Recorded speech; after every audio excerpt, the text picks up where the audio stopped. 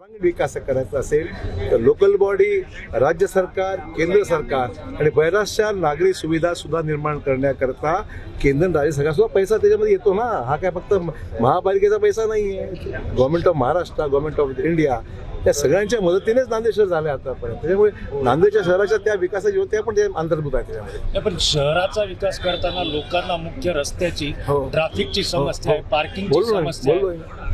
त्याच्यामध्ये केवळ एकेका ओळीचा उल्लेख. मग अजून काय केलं पाहिजे? ट्रॅफिक आहे म्हणजे आहे करायचं आपल्याला. ज्यावेळेस विकास होतो त्यावेळेस ट्रॅफिक वाढते, त्याच्यामध्ये एम्प्लॉयमेंट निर्माण होते, गाड्या वाढतात, टू व्हीलर्स वाढतात. त्याच्यामुळे ट्रॅफिक पहिल्यापेक्षा यासाठी वाढले की गुंतवणूक आली, मॉल्स आले, दुकानं वाढली, इमारती वाढल्या, त्याच्यामुळे गाड्या वाहनं अधिक वाढली, त्यामुळे ट्रॅफिक वाढली. सर, आपण इंदोर पॅटर्नची गोष्ट केली. इंदोरचे महापौर आज आले नाही. इंदोरमध्ये काही घटना घडली, काही लोक त्याच्यामध्ये दूषित पाण्यामुळे काही प्रॉब्लेम झाल्यामुळे ते आले नाही आहेत ही माझी माहिती आहे. त्यामुळे ते येणार होते पण त्यांना घेऊ केव्हा ते 10 दिवसामध्ये जमलं त्यांना बोलून घेऊ. नांदेड शहरामध्ये सीसीटीव्हीचा गेल्या अनेक वर्षाचा प्रश्न आहे आणि त्याच्यामुळे गुन्हेगारीवर सुद्धा नियंत्रण येऊ शकते. हा प्रॉब्लेम सीसीटीव्ही नांदेडमध्ये मी सुरुवातीला नांदेडमध्ये काही प्रमाणामध्ये आणले, ते कार्यरत होते. मधल्या काळामध्ये बाकीचे क्षेत्र राहून गेलेलं आहे, पैशाची कमी पडली म्हणून ते राहून गेलेलं आहे. आम्ही त्याला प्राधान्य देऊ आणि नांदेड शहराची सुरक्षेकरता ज्या ज्या गोष्टीची आवश्यकता आहे, मग पोलीस बंदोबस्त अधिक वाढवायचा असेल, एन्फोर्समेंट अधिक करायचं असेल, सीसीटीव्ही लावायचे असतील ज्या ज्या ठिकाणी, ते आम्ही पूर्ण करू.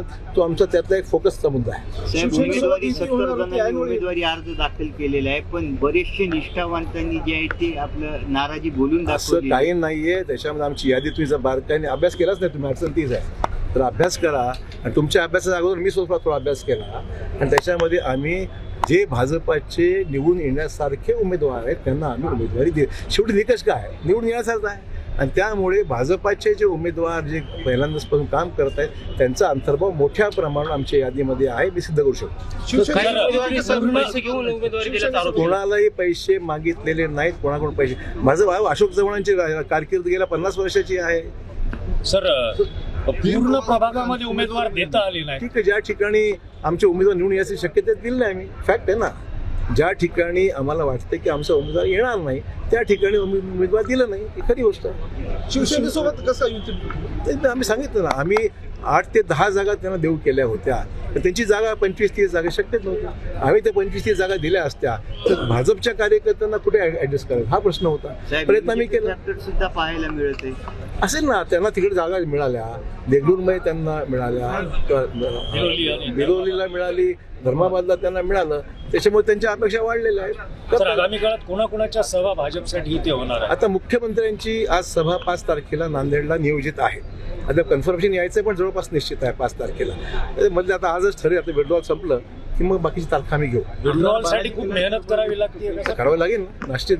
काही त्याच्यामध्ये आमचे सहकारी आहेत, त्यांना विनंती करणं, समजून सांगणं हा प्रयत्न आम्ही करू. तर आपण भाषणात उल्लेख केला की मला फक्त 81 तिकीट द्यायची होती, मी 500 दिली असते पण जागा तेवढ्या.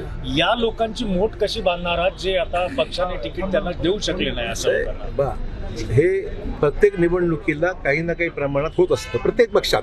ज्यांच्याकडे उमेदवारच नाही त्यांना प्रश्न नव्हता, त्यांना आमचीच माणसं घ्यायची होती. त्यामुळे ज्या पक्षामध्ये खूप मागणी आहे, अर्थच असा आहे की राज्यामध्ये नगरपालिकेच्या निवडणुकीचे निकाल जे लागलेले आहेत ते भाजपला अनुकूल आहेत. देशामध्ये ज्या विविध राज्याचे निकाल लागले ते भाजपला अनुकूल आहे आणि त्यामुळे मागण्यांची संख्या लोकांना दिसते की आता भाजपच येणार आहे आणि मागण्याची संख्या त्याच्यामुळे प्रचंड प्रमाणात झाली. महापालिकेत तुमची लढाई आहे कोणा पक्षासोबत? आमची लढाई जे आमच्या विरोधात ते सगळी लढाई आमची. तरी म्हणजे जे आमच्या विरोधात आहेत त्याची लढाई आमची. प्रताप पाटलांचं किती मोठं आव्हान वाटतं राष्ट्रवादीचं आपल्याला?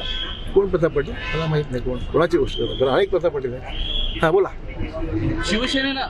शिवसेनेचे आमदार बालाजी कल्याणकर यांनी सांगितलं की महापौर हा शिवसेनेचाच राहील आणि फिसकटली युती ही भाजप होत असेल. बरं ठीक आहे, काय म्हणायचं त्यांना म्हणू द्या. मतदानानंतर स्पष्ट होईल की भाजपच नंबर 1चा पक्ष राहणार. अशोक चव्हाणला कुठला प्रभाग अवघड जाणार? सर्वच चांगले माझ्यासाठी, सगळेच चांगले, कुठलंच अवघड वाटत नाही. नांदेड शहर मी गेल्या 40 वर्ष मी सांभाळलेलं आहे.